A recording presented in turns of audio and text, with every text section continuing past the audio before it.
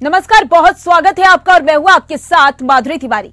तीसरे मोर्चे की तैयारी। जी हां, चेन्नई में सोमवार को देश के पूर्व प्रधानमंत्री वीपी सिंह की मूर्ति का अनावरण हुआ। करुणानिधि के बेटे स्टालिन की वहां सरकार है और उन्होंने चेन्नई में सामाजिक न्याय का मसीहा कहे जाने वाले वीपी सिंह की मूर्ति लगाकर बड़ा सियासी संदेश दिया है। वीपी सिंह की मूर्ति के अनावरण के लिए अखिलेश यादव को चीफ गेस्ट बनाया गया था। इस मौके पर वीपी सिंह की पत्नी और उनके दोनों बेटे भी मौजूद रहे। इस कार्यक्रम में कांग्रेस के नेताओं को नहीं बुलाया गया। कांग्रेस को न बुलाया जाना और अखिलेश यादव को खास तरजीह देने के मायने निकाले जा रहे हैं। कयास लगाए जा रहे हैं कि स्टालिन और अखिलेश यादव गैर बीजेपी और गैर कांग्रेस तीसरा मोर्चा बनाने की कोशिश में हैं। हिंदी पट्टी में स्टालिन की कोई खास पहचान नहीं है। यही हाल अखिलेश यादव का दक्षिण की राजनीति में है। वीपी सिंह का भी तमिलनाडु से कोई विशेष रिश्ता नहीं है, लेकिन चेन्नई में उनकी मूर्ति लगाकर स्टालिन एक बड़ा राजनीतिक मैसेज देना चाहते हैं। यही मकसद अखिलेश यादव का भी है। हिंदुस्तान की राजनीति एक बड़े बदलाव की ओर है।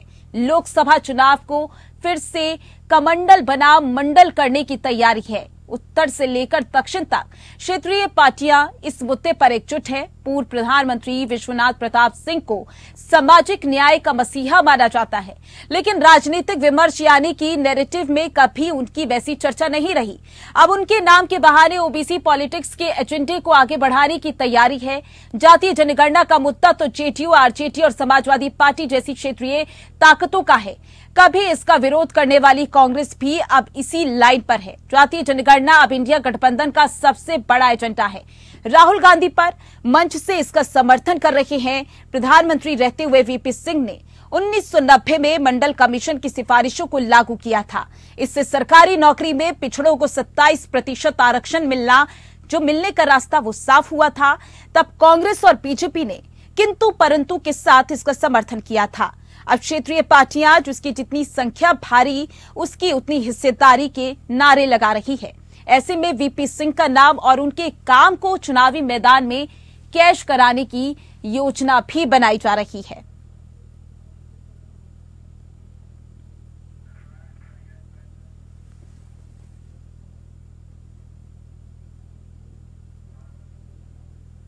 चर्चा की शुरुआत करेंगे। मेहमान हमारे साथ जुड़ गए हैं। आपका परिचय करवा देती हूं। आर के मिश्रा जी, जो कि बीजेपी के प्रवक्ता हैं। सर, बहुत स्वागत है आपका। मोहम्मद तारिक खान, प्रवक्ता है सपा के। सर, आपका भी बहुत स्वागत है। रत्नेश मिश्रा, कांग्रेस के प्रवक्ता है। सर, आपका भी बहुत स्वागत है। चर्चा की शुरुआत मोहम्मद तारिक जी आप ही से करूंगी। तमिलनाडु में वीपी सिंह की मूर्ति का अनावरण, पहली बात तो ये। दूसरी चीज ये कि अखिलेश यादव को चीफ गेस्ट के तौर पर बुलाया गया। क्या संदेश दिया जा रहा है? मतलब क्या है इसका? मायने क्या निकाले जाएं? वीपी सिंह साहब वो हैं जिन्होंने मंडल की सिफारिशों को लागू किया था जी। तो उनका सम्मान करने में मुझे नहीं लगता कि कोई भी बुराई है। जो लोग चाहते हैं कि समाज में सामाजिक न्याय की लड़ाई जो राम मनोहर लोहिया साहब ने लड़ी, जेपी साहब ने लड़ी और नेताजी उसके अलंबरदार उसका झंडा लेकर आगे चले, उस चीज को उन्होंने लागू किया मंडल कमीशन को। उससे पहले भी काका वेलकर नाम से आयोग बना, लेकिन उन सिफारिशों को लागू करने वाले की अगर इज्जत की जा रही है तो उसमें बुराई क्या है? सर, अच्छा, इतने सालों में तो याद नहीं किया गया वीपी सिंह को। अब ये तो मैम देखिए, इसका जवाब स्टालिन दे सकते हैं और स्टालिन का यहाँ महत्व कोई नहीं है और स्टालिन का महत्व यहाँ कोई नहीं है और अखिलेश साहब का वहां कोई नहीं है, तो स्टालिन के बेटे के दिए हुए बयान का इतना महत्व क्यों हुआ? इसका जवाब दीजिए आप या कोई भी दे।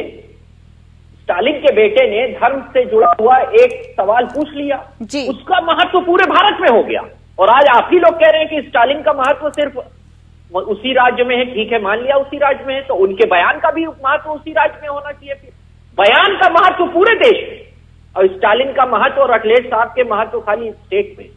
भारतीय जनता पार्टी और लाल कृष्ण आडवाणी ने मंडल कमीशन की सिफारिशों का विरोध किया था। जी, ठीक है। कैसे आपको पता है? नहीं, 10 सेकंड दे दीजिए। जी जी, ले लीजिए। लाल कृष्ण आडवाणी ने लखनऊ यूनिवर्सिटी में दिल्ली यूनिवर्सिटी में बवाल हो गया, वहां आगजनी हो गई जी काफी। जब मंडल कमीशन की सिफारिश लागू हुई तो जगह जगह विरोध प्रदर्शन हुआ। ला इंडिया टुडे ने पेपर में उस वक्त छापा कि लाल कृष्ण आडवाणी ने वीपी सिंह को लिखित में दिया था कि हम समर्थन वापस ले लेंगे अगर मंडल कमीशन की सिफारिश जो लागू हुई है उस पर पुनर्विचार नहीं किया गया। ये बैकवर्ड विरोधी तो तब भी थे। उसके बाद ये नहीं था कि इन्होंने जो सरकार थी वीपी सिंह की उसको रथ यात्रा के चलते वापस लिया था। उसका एक प्रमुख कारण अटल बिहारी वाजपेयी और लाल कृष्ण आडवाणी मंडल कमीशन की रिपोर्ट सिफारिशों के खिलाफ थे और उनकी इन्हीं नीतियों की वजह से उन्होंने उस सरकार को गिराया, वीपी सिंह की सरकार से समर्थन वापस लिया और वो सरकार गिरी। तो ये लोग मंडल कमीशन आज बात कर लेते हैं, झूठ मूठ कह देते हैं कि हम जातिगत जनगणना, पार्लियामेंट में कहा कि जातिगत जनगणना नहीं कराएंगे, जवाब दिया पार्लियामेंट में, और बाहर जाके अमित शाह कहते हैं कि जातिगत जनगणना से कोई परहेज नहीं है। प्रधानमंत्री कहते हैं कि जातिगत जनगणना या जातियों की बात करने वाला पापी है। तो सबसे बड़े पापी तो अमित शाह हो गए, आपके छोटे भाई। वही कह रहे हैं जातिगत जनगणना से कोई दिक्कत नहीं है। क्यों? क्योंकि आपने स्टेट वाइज अपना एजेंडा तय रखा है, कर रखा है। आप राजस्थान में 400 का सिलेंडर देंगे, यहां कुछ और देंगे। वो किसी और स्टेट में जाएंगे जहां बैकवर्ड आपको दिखेगा, कहेंगे जातिगत जनगणना करा लेंगे। अरे आप भूल जाते हैं, आप भारत सरकार चला रहे हैं, किसी एक स्टेट की सरकार नहीं चला रहे हैं, याद रखिए। आपके कहे हुए वक्तव्य पूरे भारत के लोग जानेंगे। जो स्थिति कांग्रेस के सामने थी, कई सालों तक वो सत्ता में रही, अगर किसी स्टेट में आप कुछ जाके कह रहे हैं तो आप जातिगत जनगणना पे स्टैंड नहीं क्लियर है भारतीय जनता। आज कर दे आधिकारिक रूप से स्टैंड क्लियर की। ठीक है मोहम्मद तारिक जी, मैं इसका रिएक्शन ले लेती हूँ आरके मिश्रा जी से। सर, आप इस तस्वीर को किस तरीके से देख रहे हैं, अखिलेश यादव का तमिलनाडु में जाना और वीपी सिंह की मूर्ति का अनावरण करना? देखिए माधुरी जी, यहाँ पर समाजवादी पार्टी की एक बौखलाहट मुझे नजर आ रही है, क्योंकि मध्य प्रदेश के अंदर में जिस तरह से कांग्रेस ने इनको हाशिए पर रखा और जिस तरह से वो कमलनाथ जी के जो वक्तव्य थे, मुझे लगता है कहीं न कहीं ये तीसरा मोर्चा, क्या मैं तो कह रहा हूँ INDIA गठबंधन जी सफलता है, उसी के ऊपर में प्रश्न चिन्ह लग रहा है, उसी के विश्वसनीयता के ऊपर में प्रश्न चिन्ह लग रहा है। आज ये मंडल कमीशन के विरोध के लिए कह रहे हैं, क्योंकि मंडल कमीशन का विरोध सबसे पहले किसने किया था? राजीव गांधी जी ने किया था। आप आडवाणी जी का नाम लेने की कोशिश कर रहे हैं। जातिगत जो जनगणना पंडित कर रहा है, अरे सुन लीजिए भाई, सुन लीजिए, जातिगत नेहरू ने भी जो है तो विरोध किया था उनका, इंदिरा गांधी जी ने भी विरोध किया था, राजीव गांधी ने भी विरोध किया था, लेकिन आडवाणी जी का आप नाम लेकर के आगे बढ़ रहे हैं। मुझे लगता है समाजवादी नहीं किया था, हाँ या ना? अरे भाई सुन लीजिए भाई, अरे भाई हाँ कि ना, सबूत दे रहा हूँ, ये लिए बैठा हूँ सबूत। भाई अरे आप सुनने की कोशिश तो करिए। हाँ अरे सुनिए, अरे सुनिए भाई, अरे आप सुनिए, सुनने की कोशिश करिए। अरे सुनने की कोशिश करिए। आपकी बेइज्जती जिस तरह से मध्य प्रदेश के अंदर में किया गया, ये बौखलाहट है। ये अरे ये बौखलाहट है, ये बौखलाहट है भाई, ये बौखलाहट है, ये बौखलाहट है। ठीक है सर, ठीक है, मैं जयकरण जी से जवाब ले लेती हूँ जो कांग्रेस के महासचिव है। दुनिया भर की बात इधर उधर की। एक सेकंड सर रुक जाइए, मैं जयकरण जी से उनका भी रिएक्शन ले लूँ जरा इस पर। एक सेकंड रुक जाइए, एक सेकंड रुक जाइए। जयकरण जी, मेरा आपसे सवाल है, क्योंकि तमिलनाडु में वीपी सिंह की मूर्ति का अनावरण किया गया है जहां पर अखिलेश यादव पहुंचे। आपको पिछला वक्तव्य तो याद ही होगा कि पहले नेता वीपी सिंह ही थे जिन्होंने गांधी परिवार पर सबसे पहले भ्रष्टाचार का आरोप लगाया था। उसके बाद रिश्ते टूट गए कांग्रेस से वीपी सिंह के, मंडल कमीशन लागू किया गया और यहां पर देखिए समाजवादी पार्टी और डीएमके का अलायंस है कांग्रेस से, न केवल सिर्फ इंडिया गठबंधन में बल्कि डीएमके का और कांग्रेस का तमिलनाडु में भी अलायंस है। तो क्या माना जाए कि तीसरे मोर्चे की तैयारी की जा रही है इंडिया गठबंधन से हटके? माधुरी जी, देखिए, तीसरे गठबंधन और पहले गठबंधन की चर्चा नहीं है। आज चर्चा इस बात की उठी है, इस बैठक से, इस रैली से, इस अनावरण से, कि भारतीय जनता पार्टी ने किस प्रकार से पिछड़ों के आरक्षण को रौंदने की कोशिश की। पूरी आरएसएस, पूरी भारतीय जनता पार्टी, पूरे संघ के विचारक ने किस प्रकार से पिछड़ों को उनका हक हकूक न मिल पावे, किस तरह से उनको तोड़ने मोड़ने का काम किया, किस तरह से उनको दबाने की पूरी कोशिश की। यह चर्चा आज जो उठी है, इसके लिए मैं साधुवाद देता हूं वहां की जनता को, वहां के मुख्यमंत्री जी को, सारे आयोजकों को, क्योंकि उन्होंने जो चर्चा उठाने का काम किया है, जो चर्चा दब गई थी, आज एक बार पुनः यह सिद्ध हो चुका है कि भारतीय जनता पार्टी पिछड़ा विरोधी है, संविधान विरोधी है, क्योंकि वो चाहती है कि पिछड़ों का एक बहुत बहुसंख्यक आबादी है। जिस दिन ये जाग जाएगा तो भारतीय जनता पार्टी का पतन निश्चित हो जाएगा। वो सिर्फ गुमराह करने के बाद, भावनाओं को लूटने के बाद अपनी सरकार तो बना लेते हैं माननीय मोदी साहब, लेकिन जब हक और अधिकार देने की बात आती है तो किसी न किसी प्रकार से उनको रौंदने की कोशिश करते हैं। इस रैली से, इस आंदोलन से पूरे देश में एक बात पुनः ये साबित हुई है और जागृति। लेकिन सर, आपको तो याद ही होगा ना कि खुद नेहरू जी भी इस जातीय जनगणना का विरोध करते थे। उसके बाद इंदिरा गांधी ने भी विरोध किया था, उसके बाद फिर राजीव गांधी ने भी विरोध किया था। आज क्यों जातीय जनगणना की बात कांग्रेस करती है सर? देखिए, आज मेरी बात सुनिए माधुरी, जी बोलिए। से हमारे नेता माननीय राहुल गांधी जी ने पिछड़ों के हक हकूक के लिए ही नहीं, पूरे देश की जनता के लिए जातीय जनगणना करवाने का काम किया, उसका आवाज उठाई, मांग किया। उसका सिर्फ एक मकसद है कि हर उस वर्ग को भागीदारी मिलना चाहिए, उसको हक हकूक मिलना चाहिए, जीने का एक साधन मिलना चाहिए, जिस साधन को माननीय मोदी जी की सरकार बनने के बाद उसका हनन किया गया, उसको खत्म करने की कोशिश की गई। माननीय राहुल गांधी जी की इच्छा है, पूरे इंडिया गठबंधन जी की इच्छा है कि इसको रौंदा न जाए, कुचला न जाए। माननीय मोदी जी, आपका जो एक चेहरा है, आपके जो क्रियाकलाप हैं, वो दलित विरोधी है, पिछड़ा विरोधी है, आदिवासी विरोधी है, अल्पसंख्यक विरोधी है, या कह लीजिए हमारे दो के अलावा देश के हर वर्ग का आपने विरोध करने का काम किया, उनके हक हकों को मानने का काम किया। यही काम इंडिया गठबंधन उठा रहा है, जिससे देश में जागृति फैलेगी और एक नई आवाज उठने जा रही है कि पिछड़ों को, हक को मारने वाले कौन है, तो निकल कर आता है कि भारतीय जनता पार्टी को भगाना है और पिछड़ों की आवाज को बुलंद करना है। लेकिन सर, गड़बड़ नजर आ रही है, तस्वीरें कुछ और कह रही हैं, बयान कुछ और कहे जाते हैं। चेन्नई में वीपी सिंह की प्रतिमा का अनावरण किया गया, अखिलेश यादव वहां पहुंच रहे हैं, कुछ मतलब ही नजर नहीं आ रहा है, कुछ और ही तस्वीर नजर आ रही है। आप सबके पास लौटूंगी। चेन्नई में सोमवार को देश के पूर्व प्रधानमंत्री वीपी सिंह की मूर्ति का अनावरण हुआ है, लेकिन इस तस्वीर को तीसरे मोर्चे की ओर लिया जा रहा है कि अब तीसरे मोर्चे की तैयारी चल रही है। क्या तीसरे मोर्चे की तैयारी की जा रही है? क्योंकि चेन्नई में जब देश के पूर्व प्रधानमंत्री वीपी सिंह की मूर्ति का अनावरण हुआ तो कई कयास लगाए जा रहे हैं, कई राजनीतिक कयास लगाए जा रहे हैं। मेहमान हमारे साथ जुड़े हुए हैं। मोहम्मद तारिक जी, आपके पास आऊंगी। 2012 से 2017 तक समाजवादी पार्टी की सरकार रही, तब कहीं वीपी सिंह का नाम नहीं लिया गया, और अभी आप कह रहे हैं कि ये तो अच्छी बात है क्योंकि मंडल कमीशन लागू किया गया, जो मूर्ति का अनावरण है वो होना चाहिए। जब आपकी सरकार थी सर, तब तो नहीं, कुछ भी नाम नहीं लिया गया, एकदम विलुप्त नजर आ रहे थे। नहीं, किस चीज का नाम नहीं लिया गया? आप क्या पूछ रही हैं? मैं ये पूछ रही हूँ सर, क्योंकि जब आपकी सरकार थी, क्योंकि मुलायम सिंह यादव को खड़े करने वाले वीपी सिंह थे, तब तो नाम नहीं लिया गया, तब तो उन्हें याद नहीं किया गया। जब आज मूर्ति का अनावरण हो रहा है तब अखिलेश यादव पहुंच गए हैं, तो इसका मतलब क्या निकाला जाए? मेरा सीधा सा प्रश्न है सर। आपका मैम सवाल जो है, देखिए अखिलेश साहब को बुलाया गया है वहां पर, तो वो गए हैं, अपने आप गए क्या? हम किसी तो सर सवाल तो वही है ना, उनको ही क्यों बुलाया गया सर? संदेश क्या जा रहा है सर? सवाल तो मेरा यही है, आप खुद ही अपने सवाल का जवाब दे रहे हैं। मैं स्टालिन साहब से इसको पूछ के बताऊंगा। देखिए, मैं बुलाया स्टालिन साहब, ऐसे तो मैं प्रधानमंत्री जहां जहां जाएंगे फिर मैं पूछूंगा कि क्यों बुलाया सर, लेकिन जिम्मेदारी आपकी तो बनती है ना जवाब देने की। कह रहा हूँ, आप यहाँ बैठे क्यों हैं? जवाब देने के लिए ही तो बैठे हैं ना। नहीं मैम, ये कह रहा हूँ, मैं बुलाया या नहीं बुलाया ये जवाब सिर्फ स्टालिन साहब दे सकते हैं।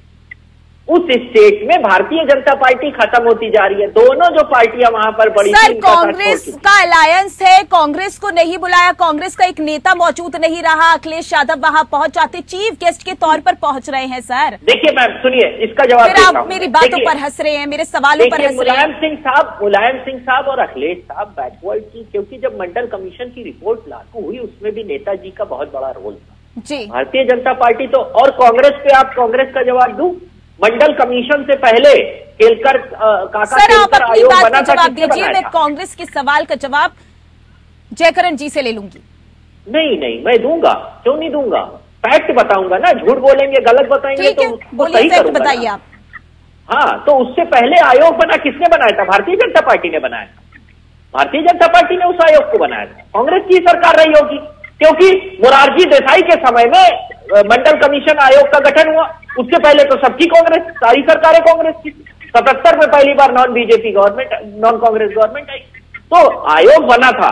और ये भी कहा जाता है कि मंडल कमीशन, ये फैक्ट है, कहीं चेक करिएगा इस बात को, मंडल कमीशन आयोग उसी आयोग का एक्सटेंशन था।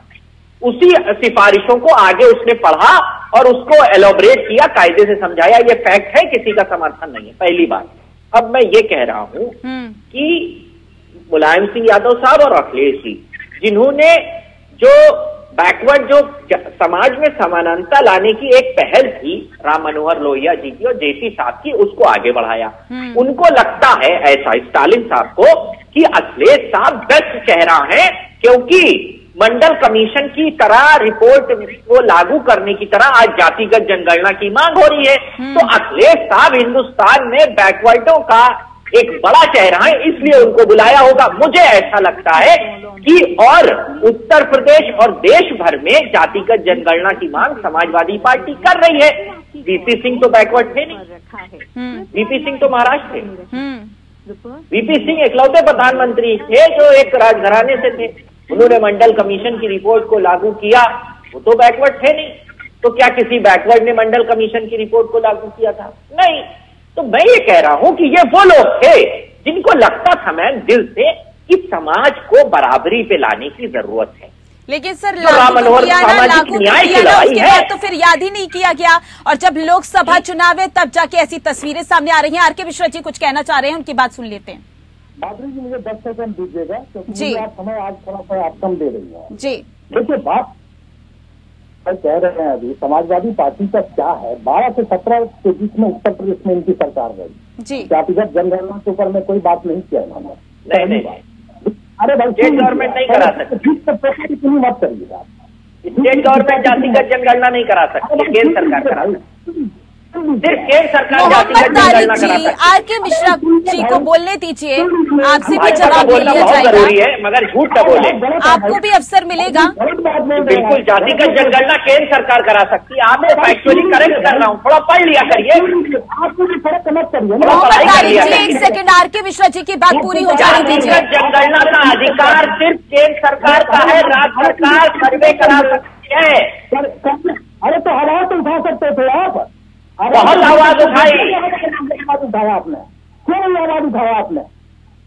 पहली बात आप सुन लीजिए। आप माधुरी जी, राष्ट्रीय कार्यकारिणी की समाजवादी पार्टी की बैठक होती है कलकत्ता के अंदर में, टीएमसी के साथ ये कांग्रेस को हाशिए पर लाने की कोशिश करते हैं।